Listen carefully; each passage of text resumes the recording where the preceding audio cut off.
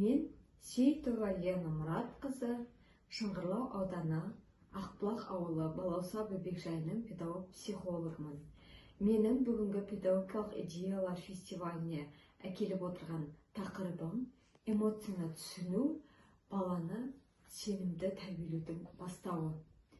Мектепке дейінгі жазда баланың тұлға ретінде қалыптасуында эмоцияны түсіне білу қабілеті өте маңызды рөл атқарады. Себебі бала ішкі сезімін жеткізе алмаса, ол тұйықталып және агрессивті мінез-құлық танытуы мүмкін.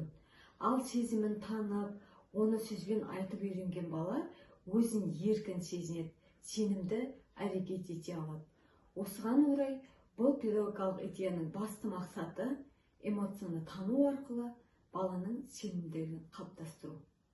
Балабақша психологының негізгі міндеті баланың эмоциалдық әлеміне көңіл бөліп, оның сезімдерін түсініп, оған қолдау көрсету.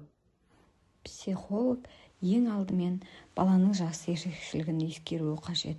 Бұл жастағы балаларға ақыл айту немесе ұсақ түсіндіру көмектеспейді. Ең жақсы әдіс ойын арқылы үйрету. Бұл жерде эмоционалдық интеллекті дамытуға арналған оңай әрі пайдалы бірнеше әдістер берілген. Бұл әдістерді балабақшада күнделікті қолдануға болады. Ең бірінші көңіл-күй бұрышы. Тағы жарға немесе есіктерге эмоцияларды білдіретін смайликтер қойып, күн сайын таңертең топқа келген балалардың өз көңіл-күйін көрсетуді сұраймыз. Сонымен қатар эмоция күнделігі. Күн сайын балаларға көңіл-күйін арнайы параққа стикермен немесе смайликтермен белгілетіп отырамыз.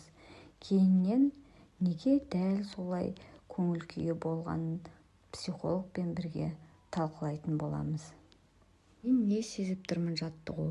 Күнделікті өмірлік жағдаяттарға байланысты эмоцияны тануға бағытталған. Мысалы, менің досым ойыншығын тартып алды. Мен ашуландым. Немесе әкем жұмысқа кетіп қалғанда мен ренжідім. Бұл жаттығу баланың эмоциясын тануға және тіл байлығын көбейтуге септігін тигізеді. Келесі сурет арқылы эмоцияны білдіру. Қуанышты күн, қорыққан кезім, менің арманым сияқты тақырыптарда балалар сурет салады. Баланың ішкі сезімін бейнелеу арқылы білдіруге мүмкіндік беру. Сонымен қатар түрлі тыныс алу жаттығуларын жасатуға болады. Баланың эмоциялық дамуы тек балабақшада ғана емес, үй жағдайында да жалғасуы қажет. Себебі бала ең алдымен эмоцияны отбасында сезінеді. Осыған байланысты ата-аналар мен психолог түрлі жұмыстар жүргізеді, ақпараттар таратады, үйде қолдануға айналған ойын жаттығулар ұсынылады.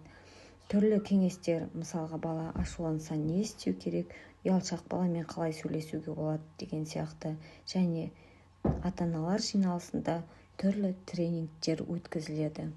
Баланың эмоциялық интеллектісін дамытуда тәрбиешінің рөлі өте маңызды. Себебі бала күннің басым бөлігін тәрбиешімен бірге өткізеді. Осы мақсатта педагог-психолог тәрбиешілермен де жүйелі жұмыстар жүргізіліп отырады. Түрлі тренинг, ойын жаттығулар, кеңестер, сергіту сәттері, топтық жаттығулар ұсынылып отырады. Қорыта айтқанда, эмоция адамның ішкі әлемінің айнасы. Әсіресе бала үшін эмоциясын тану өте маңызды рөл атқарады. Эмоцияны дамыту өте күрделі жұмыс емес. Ол күнделікті қарапайым қадамдардан тұрады. Мысалға, баланың көңіл-күйін күнделікті сұрап отыру, баланы құшақтау, бірге ойын ойнау, сурет салу, тыныс алу жаттығуларын бірге жұмыстану арқылы баланы эмоциясын дамытып қана қоймай, болашақта өзін ғана түсінетін емес, өзгені де түсіне алатын саналы, сапалы тұлға қалыптастыра аламыз.